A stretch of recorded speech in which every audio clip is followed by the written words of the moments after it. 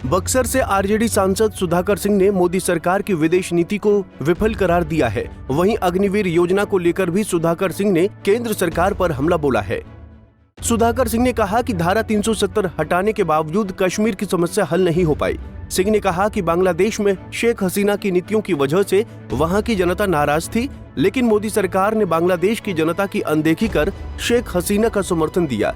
हालांकि सुधाकर सिंह ने शेख हसीना को शरण देने के फैसले को सही करार दिया है।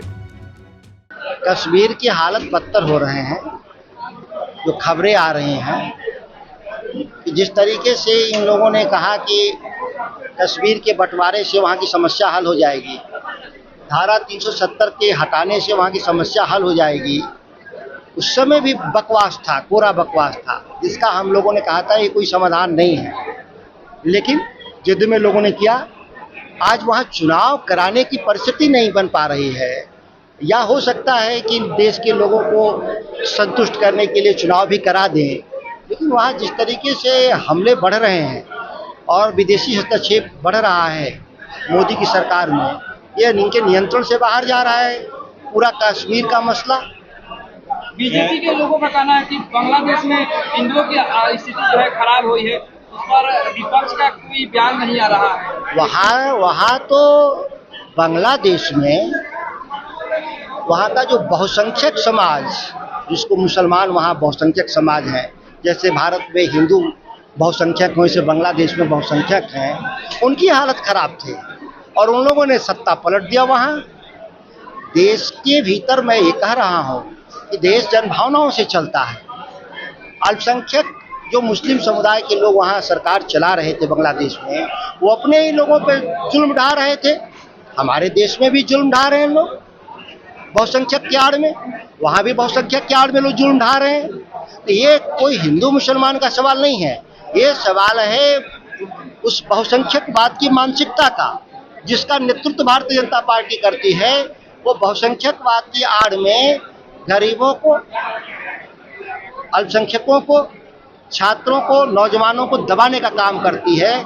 जिस तरह से बांग्लादेश में किया जा रहा था, ठीक वही भारत में भी करते हैं उसी तरह से लोग, तो लोग नाराज होंगे इन सरकारों से। वहीं सुधाकर सिंह ने कहा कि पड़ोसी देशों के मामले में मोदी सरकार की विदेश नीति पूरी तरह से विफल रही है। सिंह ने कहा कि बांग्लादेश, म्यांमार और श्रीलंका के मामले में भारत सरकार की विदेश नीति विफल रही है। मोदी सरकार को दूसरे देशों की जनता के साथ खड़ा होना चाहिए। विफल रहा हमारी विदेश नीति, बांग्लादेश और श्रीलंका के दोनों मामले में विफल रहा, या बर्मा के भी मामले में, जहां हम उन लोगों का साथ दिए जो तानाशाह लोग थे, जिनके खिलाफ जनता लड़ रही थी। हमारा भारत का जो परंपरा रहा है, विदेश नीति रहा है कि हम दुनिया के किसी कोने में हम जनता के साथ रहेंगे। हम सरकार के आड़ में नकली जो लोग सैन्य शासन चला रहे हैं उसके पक्ष में नहीं रहेंगे। बांग्लादेश में भी गलती हुआ, वहाँ तमाम विपक्ष को जेल में डाल के चुनाव कराया गया और भारत सरकार कार्रवाई नहीं किया। वहाँ की अगर बांग्लादेश की शेख हसीना पर कार्रवाई किया गया होता भारत के द्वारा, तो वहाँ विस्फोटक की स्थिति नहीं पैदा होता। श्रीलंका इंडिया में है, भारत में शेल्टर में नहीं।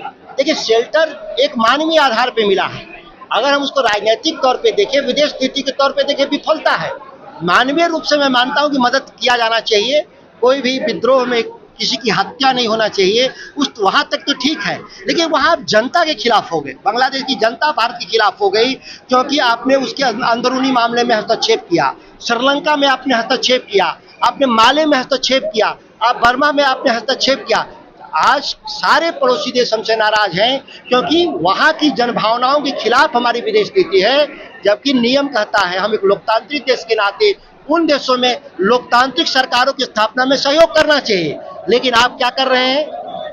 आप अडानी अंबानी को कारोबार में मिले, बांग्लादेश में ठेके मिले, श्रीलंका में ठेके मिले, इसके लिए वहां के तानाशाह प्रधानमंत्रियों को या शासकों को आप मदद कर रहे हैं। यह बहुत दुखद बात है।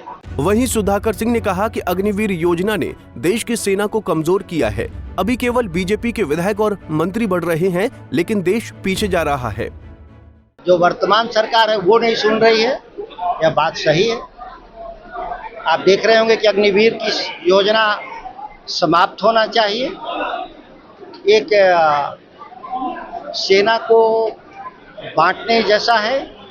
एक सेना में दो तरह का, इसके खिलाफ एक लंबा संघर्ष रहा है। वन रैंक वन पेंशन, यहाँ वन रैंक वन पेंशन के नारे की आड़ में देश की सत्ता में आए हुए लोगों ने सैनिक जो बहाली की पूरी प्रक्रिया ही समाप्त कर दिया। किस तरीके से धोखा दिया लोगों ने सैनिकों को, ये तो एक बड़ी सवाल है ही, जिसको पार्लियामेंट में हम लोगों ने उठाया भी इसको। आज जिला प्रभारी मंत्री का कहना था कि देश राष्ट्र आज मोदी जी की सरकार और बिहार में नीतीश जी की सरकार, लग रहा है क्या विकास? नहीं, भाजपा का लोग आगे बढ़ रहा है। जो भाजपा के एमएलए हैं, मिनिस्टर हैं, एमपी हैं, वो लोग आगे बढ़ रहे हैं। देश तो बहुत पीछे जा रहा है। बांग्लादेश में अल्पसंख्यकों की जान और माल पर भी खतरा मंडरा रहा है, इसलिए सरकार और विपक्ष को उनकी सुरक्षा के लिए एक सुर में आवाज उठानी चाहिए।